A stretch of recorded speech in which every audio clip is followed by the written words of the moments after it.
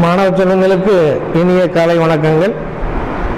மதிப்பு மிகுந்த மாணவ செல்வங்களே, 3 மாதங்களுக்கு மேலாக நாம் இந்த கிராமர் கிளாஸை பார்த்துக்கிட்டு இருக்கோம். தொடர்ந்து பார்க்கக்கூடிய மாணவ செல்வங்களுக்கு ரொம்ப யூஸ்ஃபுல்லாக இருக்கும். சில மாணவ செல்வங்கள் விட்டு விட்டு பார்க்குறதா தெரியுது.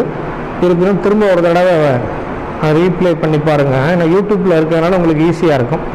நாம் நேற்றைய வகுப்பில் சிம்பிள் காம்பவுண்ட் காம்ப்ளெக்ஸ் அப்படிங்கிறத பற்றி பார்த்தோம். அதில் ஒரு டைப்பு ஒன்று பார்த்தோம். நம்ம ஒரு 10 டைப் பார்த்துட்டோம்னா யூஸ்ஃபுல்லாக இருக்கும்னு சொன்னோம். அந்த ஒரு டைப்பு நீங்கள் அனலைஸ் புரிஞ்சிருப்பேன்னு நினைக்கிறேன். புரியாட்டியும் திரும்ப அதை போட்டு பாருங்கள். ஓஹோ, இப்படி வந்தால் இப்படி போடணுமோ, இப்படி வந்தால் இப்படி போடணுமோ அப்படிங்கிற மட்டும் முதல்ல புரிஞ்சுக்குங்க. முதல் அறிமுக நிலை மாணவர்களுக்கு கொஞ்சம் சிரமமாக இருக்கும்.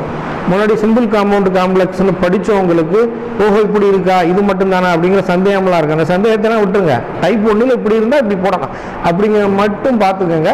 நம்ம எல்லா டைப்பும் நடத்துகிற பிறகு உங்கள் சந்தேகம் கிரியேட் பண்ண வேண்டாம். அறிமுக நிலை மாணவர்களுக்கு கொஞ்சம் சிரமமாக இருக்கும். என்னமோ சொல்கிறாங்க அப்படின்னு நினச்சிங்க. போக போக உங்களுக்கு புரிதல் கூடுதலாக வருவதற்கு வாய்ப்புகள் இருக்குது. இப்போ நம்ம டைப் 2 அப்படிங்கிறத பார்க்க போகிறோம். டைப் 2 சும்மா நம்மளா டைப் 1 டைப் 2 வச்சுக்கோங்க. இங்கிலீஷ் கிராமரில் இப்படி இருக்குமோ, டைப் 1னா இப்படி, டைப் 2 அப்படின்னா இல்லை. நம்ம வசதிக்காக நம்ம படிக்கிறதை எளிமைப்படுத்துவதற்காகத்தான் அப்படி வச்சிருக்கோமே இல்லையே. அது டைப் 1 அப்படி சொல்கிறாங்க, டைப் 2 இருக்கிற பொருள் இல்லை. நம்ம புரிஞ்சுக்கிறதுக்காண்டி நம்மளா வரையறுத்துருக்கோம், அவ்வளோதான். இப்போ ஒரு காம்பவுண்ட் சென்டென்ஸில் மெயின் கிளாஸ் 1 மெயின் கிளாஸ் 2 இருக்கும். அல்லது மெயின் கிளாஸ் 1 அண்டு அல்லது அண்டு தென் அப்படின்னு போட்டு மெயின் கிளாஸ் 2 இருக்கும். ஒரு காம்பவுண்டு சென்டென்ஸ் இருக்கும். அந்த காம்பவுண்டு சென்டென்ஸை காம்ப்ளெக்ஸாக மாற்றையில் ஆஃப்டர் போட்டு அடுத்த மெயின் கிளாஸ் 1 போடணும். அந்த மெயின் கிளாஸ் 1 பாஸ்ட் பெர்ஃபெக்டாக இருக்கணும். அடுத்து மெயின் கிளாஸ் 2 பாஸ்டாக இருக்கணும். இந்த மாதிரி வரணும். சப்போஸ் ஆஃப்டருக்கு பதிலாக பிஃபோர் போட்டோம்னா இந்த பிஃபோர் எங்கே வரும்னா இந்த பாஸ்ட் வரக்கூடிய மெயின் கிளாஸ் 2க்கு முன்னாடி வரும் பிஃபோரு.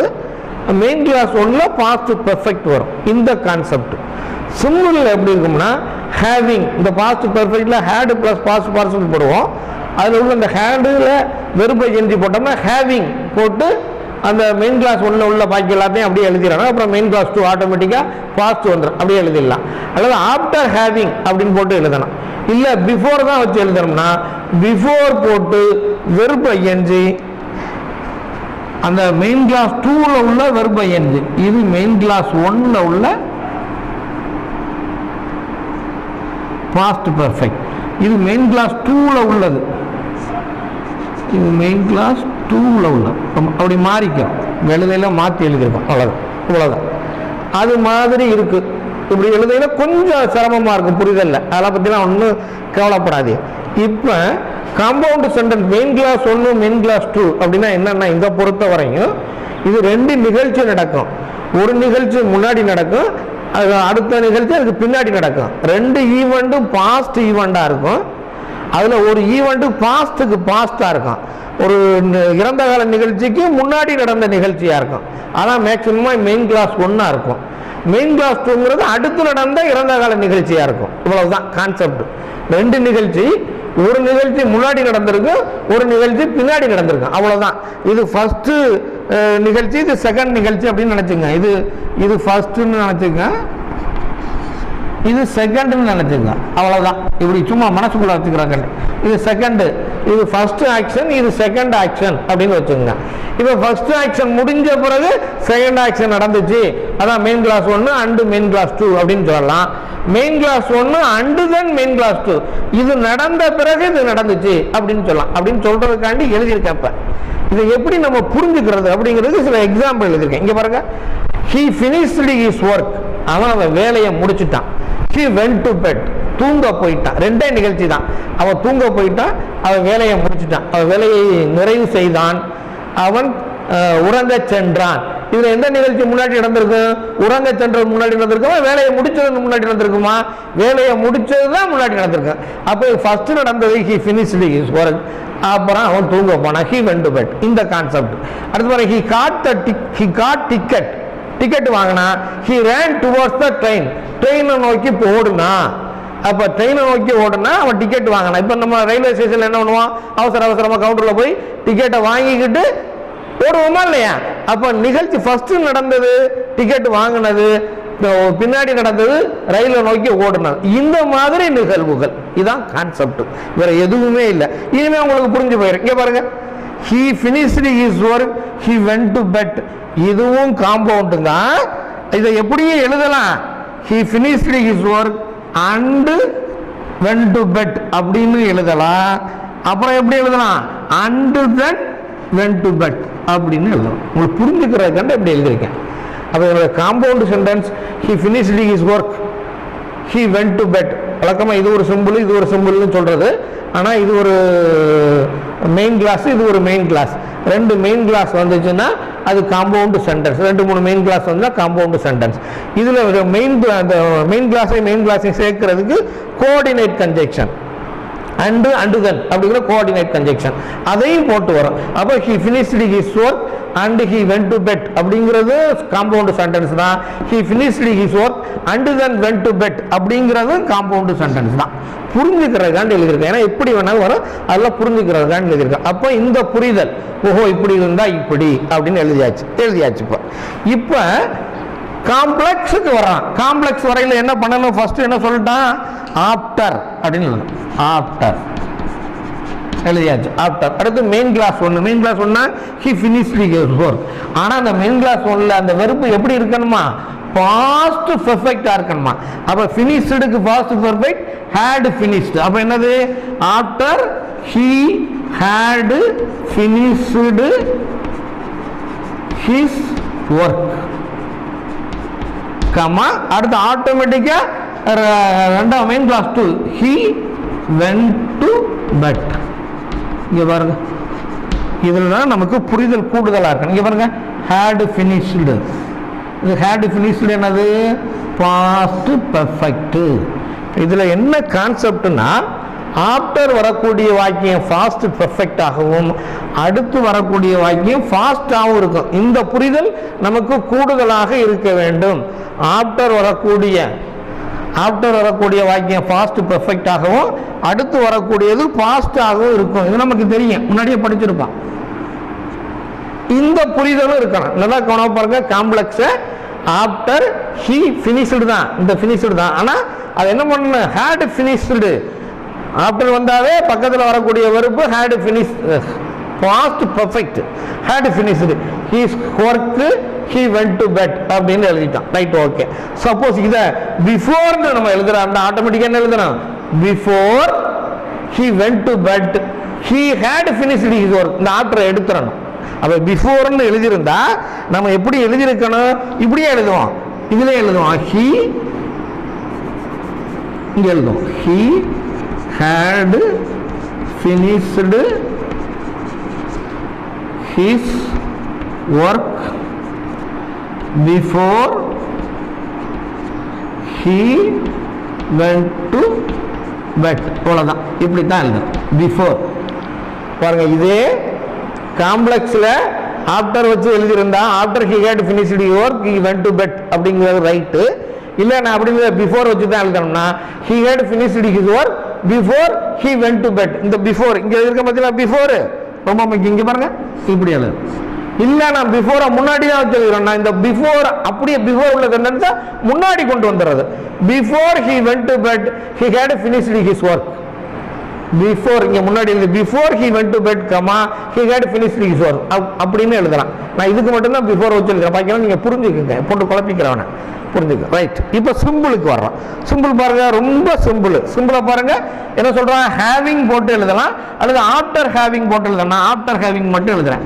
ஆஃப்டர் ஹேவிங், என்ன ஹேவிங், இந்த பத்தியில he had finished his work இல்லையா, ஆஃப்டர் ஹேவிங், இந்த ஹேட தான் having. After having finished his work comma he went to bed. ரொம்ப சிம்பிள் பாருங்க. After having finished his work he went to bed. நல்லா கவனம் பாருங்க, நல்லா பாருங்க. இங்க பாருங்க, after having finished his work he went to bed. அல்லது ஆஃப்டர் இல்லாம எழுதலாம், ஹேவிங் கேபிட்டல் ஹெச் போட்டு having finished his work he went to bed. இவ்வளவுதான் சிம்பிள். நல்லா கவனம் பாருங்க, after having finished his work he went to bed இப்படின்னு சிம்பிள்ல கொடுத்திருந்தா காம்ப்ளெக்ஸில் ஆஃப்டர் வந்து ஆஃப்டர் போட்டு சப்ஜெக்ட் போட்டு அந்த ஹேவிங் ஃபினிஷ்டுக்கு வெர்பு ஹேட் ஃபினிஷ்டு போட்டு ஹிஸ் ஒர்க்னு எழுதிடணும். சப்ஜெக்ட் எங்கே எடுக்கிறது, சப்ஜெக்ட் தெரியாட்டா நாங்கள் ஹீ வெண்ட் டு பெட் இருக்கு அங்கே உள்ள சப்ஜெக்ட் எடுத்துக்கிறது. காம்ப்ளெக்ஸாக எழுதுறோம் தான். காம்பவுண்டாக எழுதுறா இருந்தா ஆஃப்டர் எடுத்துறான்னு he had finished his work and then went to பெட்னு எழுதுறான். இங்கேயும் ஹேட் ஃபினிஷ்டு போட்டு எழுதுனாலும் தப்பு கிடையாது. அல்லது he finished his work and then went to பெட்னு எழுதுனாலும் தப்பு கிடையாது. நல்லா கவனம் பாருங்க. இங்கே நான் புரிதலுக்காக ஹி ஃபினிஷ்டு ஹிஸ் ஒர்க் அப்படின்னு எழுதியிருக்கேன். இங்கே ஹி ஹேட் ஃபினிஷ்டு ஹிஸ் ஒர்க்னு எழுதுனாலும் ரைட்டு தான். என்ன இப்படி சொல்றீங்களா அப்படிலாம் எழுதுனா நம்ம தான் புரிஞ்சுக்கிறோம். He had finished his work he went to bed அப்படிங்கிற சென்டென்ஸை நான் என்ன எழுதினேன், he had finished his work he went to பெட்டுங்கிறதும் காம்பவுண்டு தான். He finished his work and he went to பெட்னு எழுதுறதும் காம்பவுண்டு தான். He finished his work and then he went to பெட்னு எழுதுறதும் காம்பவுண்டு தான். இப்போ என்ன சொன்னேன், இங்கே ஹேட் ஃபினிஷ்டுன்னு போட்டிருந்தாலும் ரைட்டு தான். He had finished his work he went to bed, he had finished his work and he went to bed, he had finished his work and then he went to bed அப்படின்னு எழுதுறது compound தான். எல்லாமே எப்படி வேணாலும் இருக்கும். இந்த புரிதல் கண்டிப்பாக இருக்கணும். புரிஞ்சுக்கிருவியன்னு நினைக்கிறேன். ரைட், புரிஞ்சுக்கிருவிய. இதுக்கு ஆஃப்டர் வச்சு எழுதியிருக்கோம். பிஃபோர்னா இங்கிட்டு சேர்த்து எழுதுறது, அது பின்னாடி எது பாஸ்ட் வருதோ அதுக்கு முன்னாடி பிஃபோர் போடணும். அது சப்போஸ் பிஃபோர் போட்டதுக்கு முன்னாடி கொண்டு வந்த கூட மாற்றி எழுதலாம் அப்படின்ட்டேன். இப்போ சிம்பிளுக்கு after having finished his work he went to bed. சரி, சிம்பிளுக்கு எப்படி பிஃபோர் வச்சு எழுதுறது? பிஃபோர் வச்சு எழுதுனா சொன்னா பிஃபோர் அந்த மெயின் கிளாஸ் 2ல இருக்கா இல்லையா, மெயின் கிளாஸ் 2 இந்த இருக்கா இல்லையா, ஹி வெண்ட் டு பெட், அதில் உள்ள வெர்பு ஐஎன்ஜி. அது பிஃபோர் கோயிங் டு பெட், வெர்புங்கிறது என்ன, going to bed. Before going to bed யாரு, he had finished his work. இங்கே பாருங்க எப்படி இருக்குன்னு பாருங்க. அவ்வளோதான். இங்கே பாருங்க என்னது, பிஃபோர் கோயிங் அங்கே உள்ளது, அந்த அங்கே உள்ளது, இங்கே உள்ளது. பிஃபோர் ஹி வெண்ட் டு பெட்னு இருக்கா இல்லையா, பிஃபோர் சப்ஜெக்ட் எடுத்துறோம், அது வெர்பு ஐஎன்ஜி தான். Before going to bed. ஏன் பிஃபோர் கோயிங் டு பெட்டுங்கிறது பிரேஸ் குரூப் ஆஃப் வேர்ட்ஸ், அதில் ஃபினிட் வெர்பு இருக்காது. அதனால தான் பிஃபோர் கோயிங் டு பெட் அப்படின்னு மாற்றிட்டோம். Before going to bed he had finished his work இப்படியும் எழுதலாம். After having finished his work he went to பெட்னு எழுதினாலும் சிம்பிள் தான். இல்லை நான் இப்படி எழுதலை, பிஃபோரை வச்சு தான் எழுதணும்னா அங்கே பிஃபோர் போட்டோம்னா before going to bed he had finished his work அப்படின்னு எழுதலாம். இந்த மாதிரி புரிதல் இருக்கணும். இப்படி இது சிம்பிள் காம்பவுண்டு காம்ப்ளெக்ஸுக்கு நம்ம இப்படி சொல்கிறோம். சில நேரங்களில் என்ன பண்ணுவாங்கன்னா he finished his work he went to பெட்னு போட்டு ப்ராக்கெட்டில் பிகின் வித் ஆஃப்டர் அப்படின்னு போட்டிருப்பான். பிகின் வித் ஆஃப்டர் சில கொஸ்டினில் பிகின் வித் ஆஃப்டர். அப்போ ஆஃப்டரை வச்சு எழுதணும் என்ன பண்ணுவோம், ஆஃப்டர் வரக்கூடிய வாக்கியம் பாஸ்ட் பெர்ஃபெக்ட், அடுத்து வர்றது பாஸ்ட். அப்போ என்னவா, after he had finished his work he went to bed அப்படின்னு எழுதுறோம். சப்போஸ் பிராக்கெட்டில் போட்டு பிகின் வித் பிஃபோர் அப்படிமா, அப்போ பிகின் வித் பிஃபோர்னா before he went to bed he had finished his work அப்படின்னு எழுதும். இதுதான் கான்செப்ட். இப்படி நம்ம படிக்கிறது சிம்பிள் காம்பவுண்ட் காம்ப்ளெக்ஸாக இருந்தாலும் எப்படி வேணுனாலும் எழுதும். சப்போஸ் இதில் பிராக்கெட்ல போட்டு பிகின் வித் ஹேவிங் அல்லது பிகின் வித் ஆஃப்டர் ஹேவிங் எப்படி வேணாலும் இருக்கலாம். நம்ம தான் புரிதலோடு எழுதணும், முழுசா நம்புவோம். ரைட், இதுதான் சிம்பிள் காம்பவுண்ட் காம்ப்ளெக்ஸில் ஒரு சென்டென்ஸ் ஒன்னே ஒன்றை மட்டும் இப்போ பார்த்துருக்கோம். இந்த புரிதல் உங்களுக்கு கண்டிப்பாக இருக்கணும். அடுத்து பாருங்க, ரெண்டாவது பாருங்க, அதே மாடல் தான், வேற ஒன்றும் இல்லை, அதே மாடல். என்ன அதே மாடல் பாருங்க, he got ticket he ran towards the train. அவ்வளவுதான். இப்போ அவன் டிக்கெட் வாங்கினா ட்ரெயின் நோக்கி போறான். எது முதல் நிகழ்ச்சி, டிக்கெட் வாங்குறதா முதல் நிகழ்ச்சி. அப்ப என்ன எழுதுவோம், என்ன நமக்கே தெரியும், என்ன எழுதுவோம், after he had got, had got ஏன் past perfect, had got the ticket. டிக்கெட்னே போட்டாச்சு. ticket he ran towards the train. இங்க பாருங்க, அவ்வளவுதான். இங்க பாருங்க, had got. After he had got ticket he ran towards the train. இது ஆஃப்டர் வச்சு. சப்போஸ் நான் பிஃபோர் வச்சு எழுதுறேன்னு before he ran towards the train, he had got ticket அப்படின்னு எழுத பிஃபோர்ல. அல்லது இங்கே வச்சு எழுதுறாண்டா he had got ticket before he ran towards the train அப்படின்னு எழுத. இது காம்ப்ளெக்ஸ். இப்போ சிம்பிள் வந்தோம்னா என்ன எழுதுவோம்? ஆட்டோமேட்டிக்கா after having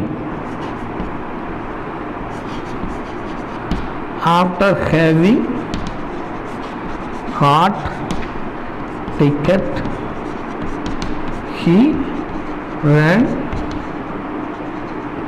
towards the train. பாருங்க, after having அல்ல having got ticket he ran towards the train. இந்த கான்செப்ட்ல எழுதுறேன். இது ரெண்டும் ஒன்று. after having got ticket he ran towards the train. suppose இதுல before வச்சு எழுதுறாண்டா அங்கிட்டே போடணும். before running towards the train he had got the ticket அப்படின்னு எழுதுறோம். சிம்பிள் எழுதுறாண்டா பிஃபோர்ல வச்சு எழுதுறாண்டா before running, இந்த ரன் இருக்கல running towards the train he, இந்த இடத்துல he had got ticket. இந்த கான்செப்ட்ல புரிஞ்சுக்கிறோம். காம்ப்ளெக்ஸ்ல என்னது? Before running towards the train he had got ticket இப்படின்னு எழுதும். இது பிஃபோர்ல நான் புரியுறதுக்காண்டி பிஃபோரை சேர்த்துருக்கேன். கொஞ்சம் குழப்பமா இருக்கும். திரும்ப அதை பார்த்து அனலைஸ் பண்ணி போட்டுங்க. Right, okay. இந்த கான்செப்ட்ல ரெண்டு சொல்லியிருக்கேன், சிம்பிள், காம்பவுண்ட், காம்ப்ளெக்ஸ். இப்போ காம்ப்ளெக்ஸ்ல after he had completed her project, after she had completed her project she went to America அப்படின்னு சொல்றேன். நல்லா கவனம் பாருங்க. ஒரு அம்மா ஒரு ப்ராஜெக்டை முடிச்சிருச்சான், முடிச்ச பிறகு அமெரிக்காவுக்கு போனுச்சான். இப்போ இதை நம்ம எதுக்கு கொண்டு வரணும்? காம்பவுண்டுக்கு கொண்டு வரணும். காம்பவுண்டுக்கு கொண்டு வந்தா என்ன? ஆஃப்டர் எடுத்துறேன், அவ்வளோதான், வேற ஒன்றுமே இல்லை. ஆஃப்டர் எடுத்துட்டு she had completed her project புள்ளி, இது ஒரு மெயின் கிளாஸ். அடுத்து she went to America,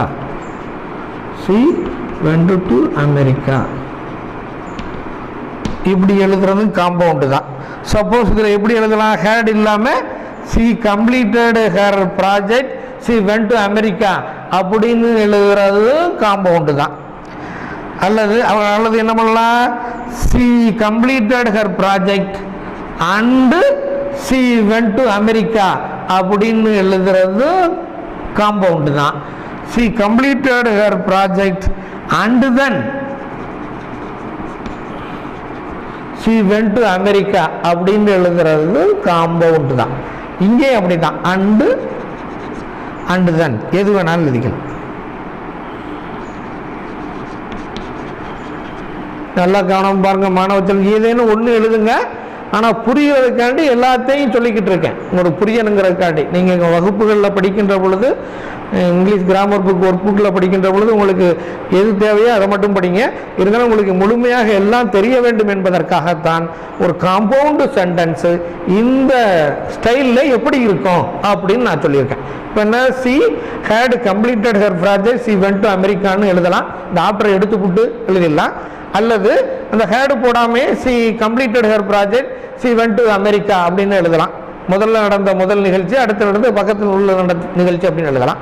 அல்லது she completed her project and she went to Americaன்னு எழுதலாம். she completed her project and then she went to Americaன்னு எழுதலாம். எப்படி வேணாலும் இதை எழுதிக்கலாம். இதுதான் நம்ம காம்பவுண்டு.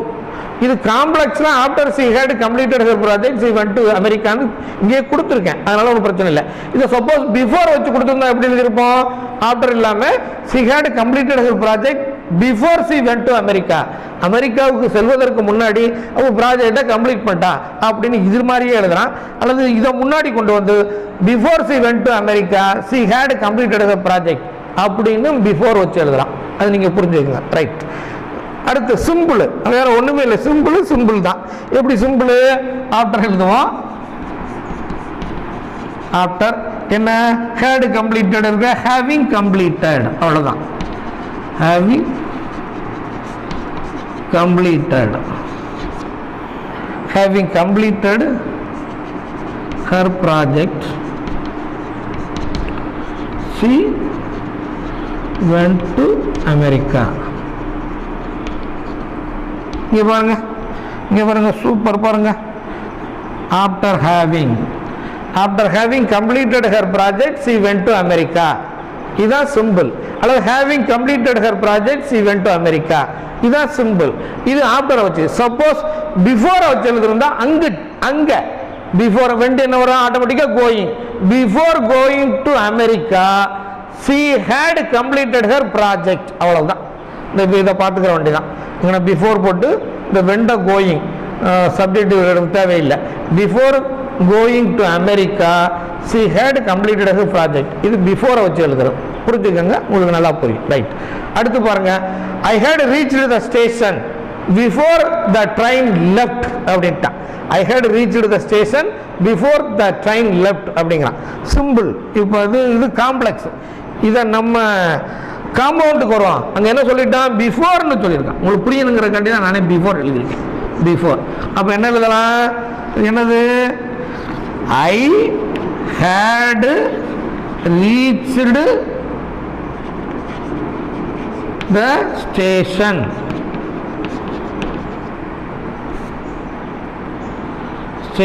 என்னது? பிஃபோர் எடுத்துறான். the train left. இப்போ நான் ஸ்டேஷனுக்கு போனேன், அப்புறம் தான் ட்ரெயின் போணுச்சு அப்படின்னு அர்த்தம். அப்போ முதல்ல ஸ்டேஷனுக்கு போயிட்டா அப்புறம் ட்ரெயின் போணுச்சு அப்படிங்கிறது தான் கான்செப்ட். இப்போ இது எப்படி இருந்திருக்கலாம்? ஹேட் இல்லாமல் எடுக்கலாம். I reached the station the train லெஃப்ட்னு இருக்கலாம். I reached the station, I had reached the station and train left எழுதலாம். And then train left. இப்படி எது வேணாலும் இதில் எழுதியிருக்கலாம். இதுதான் என்னது? காம்பவுண்ட் இது. So I had reach the station before the train left. Before வச்சு எழுதியிருக்கு. சப்போஸ் இது ஆஃப்டர் வச்சு எழுதியிருந்தா எப்படி எழுதியிருக்கும்? After I had reach the station the train left அப்படின்னு எழுதியிருக்கும். இப்போ சிம்பிளுக்கு என்ன எழுதுவோம்? ஆட்டோமேட்டிக்காக இங்கே பார்த்தீங்கன்னா இந்த ஹேட் ரீச்சில் இருக்கிறதுனால இதை சப்போஸ் இது இருக்கிறதுல சிம்பிளுக்கு எப்படி எழுதியிருக்கலாம்? After having reach the station the train லெஃப்ட்னு எழுதியிருக்கலாம். இப்போ பிஃபோர் இருக்கிறதுனால பிஃபோரை வச்சே நம்ம எழுதுவோம். பிஃபோர் வச்சு எழுதும். அப்போ பாருங்க, பிஃபோர் இங்கே வெறுப்பண்ண லெஃப்டில் இருக்கு. லெஃப்ட்டுக்கு வெறுப்பை என்ன? லீவிங். அப்போ பிஃபோர் லீவிங் த ட்ரெயின். நல்லா காண பாருங்க, சப்ஜெக்ட் வேற. பிஃபோருக்கு பக்கத்தில் வெறுப்பை எஞ்சி தான். Before leaving the train. இங்கே சப்ஜெக்ட் அங்கே வேறையா இருக்கு. யார் இங்கே ஐயில் இருக்கு. அதனால பிஃபோர் லீவிங் த ட்ரெயின் என்னது? I had reached the station. நல்லா கவனிப்பாங்க. Before leaving the train I had reached the station. இந்த concept. Suppose after having reached the station the train left அப்படின்னு போடும். இந்த கான்செப்ட் போடும். இதுதான். அண்ட் இப்போ பாருங்க simple. Before going to bed I had said my prayer. நான் தூங்க போறதுக்கு முன்னாடி இறைவனை வணங்கினேன். அப்போ இறைவனை வணங்குறது ஒன்று, தூங்க போகிறது ஒன்று. என்ன பண்ணுவோம்? இறைவனை வணங்கிட்டு தான் தூங்க போவோம். அப்போ எந்த நிகழ்ச்சி முன்னாடி நடக்கும்? இறைவனை வணங்குறது தான் நடக்கும். இப்போ பார்க்கலாம். இப்போ இந்த சென்டென்ஸ் இது சிம்பிள். இதை காம்ப்ளெக்ஸாக மாற்றுறேன். காம்ப்ளெக்ஸாக மாற்றல பிஃபோர் போடுறோம். பிஃபோர்ல எழுதுவோம். பிஃபோர் எழுதுவோம். பிஃபோர் சப்ஜெக்ட் யாருன்னு தெரியாது. சப்ஜெக்ட் அங்கே கடை வாங்கணும். I before I going. அங்கே ஹேட் செட் பாஸ்ட் இருக்கு. அப்போ இங்கே பாஸ்ட் தான் இருக்கு. கோவுக்கு past went. Before I went to bed comma I had said my prayer. இதுதான் காம்ப்ளெக்ஸ். இதை எப்படியும் எழுதலாம்? I had said my prayer before I went to bed அப்படின்னு எழுதலாம். அல்லது after I had said my prayer I went to bed அப்படின்னு எழுதலாம். எப்படி வேணாலும் இதை எழுதலாம். இந்த கான்செப்ட். இப்போ இதை எதுக்கு வரணும்? காம்பவுண்டுக்கு வரணும். காம்பவுண்டுக்கு வரையில் என்ன வரும்? ரெண்டு நிகழ்ச்சி. இதில் எது முதல்ல நடந்துச்சு அதை தான் முதல்ல போடணும். என்னது? I had said my prayer. I went to bed. நல்லா கவனம் பாருங்க. I had said my prayer, நான் என்னுடைய பிரார்த்தனையை சொன்னேன், அப்புறம் தூங்க போனேன். இப்போ இது ஹேட் இல்லாமையும் எழுதலாம். I said my prayer, I went to bed எழுதலாம். I said my prayer and went to பெட்னு எழுதலாம். I said my prayer and then I went to bed அப்படின்னு எழுதலாம். இவ்வளவுதான் காம்பவுண்டு. இப்போ மாணவ செல்வங்களே, இப்படி தான் simple, compound, complex, simple, compound, complex, இதெல்லாம் இப்படி தான் இருக்கும். நம்ம இந்த புரிதலை புரிஞ்சு ஒரு தடவை பார்க்கணும். ஓஹோ, இப்படி இப்படிலாம் இருந்தால் இப்படியா, ஓ இப்படி இப்படி இருக்கா, இந்த கெட்டப்பில் வந்தால் இப்படியா இப்படின்னு ஒரு தடவை. முதல் அறிமுக மாணவ செல்வங்களுக்கு கொஞ்சம் கஷ்டமாக இருக்கும், முன்னாடி புரிஞ்சவங்களுக்கு கொஞ்சம் புரிகிற மாதிரி இருக்கும். அப்படி இருந்தால் இப்படி எந்த யோசனையும் பண்ணக்கூடாது, இது உள்ளுக்க மட்டும்தான் யோசனை பண்ணணும். ஓ இப்படி வந்தால் இப்படி எழுதணுமா அப்படின்னு மட்டும் தெரிஞ்சுக்கணும். எனவே மாணவ செல்வங்களே, ரெண்டாவது டைப்பு தான். திரும்ப ஒரு திரும்ப திரும்ப போட்டு பார்த்து புரிஞ்சுக்கோங்க, நல்லா புரியும். வாழ்த்துக்கள்.